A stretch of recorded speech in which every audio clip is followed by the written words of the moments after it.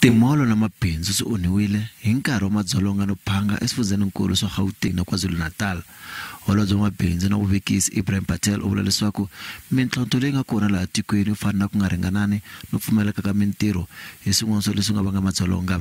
The economy has created jobs between 1994. In 1994, the total number of jobs was of the order of, call it about 10 million.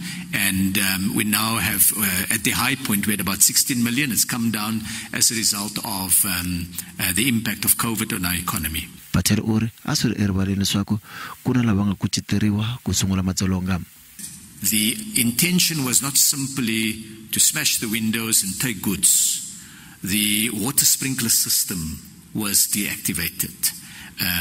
The measures, when I went to Pinetown at one of the big pharmaceutical distribution centers, we found there evidence, or the management shared with us evidence of apparent acts of sabotage that had very little to do with the actual looting itself. Meyara wa masipala wa eThekwini u ta nyika vumbhoni vhiki leri taka laha ku nga ta landzela murhangeri wa mavuthu Rudzani Maphanya ku ta tlhela ku kamberiwa tindhawu hinkwato leti nga khumbeka.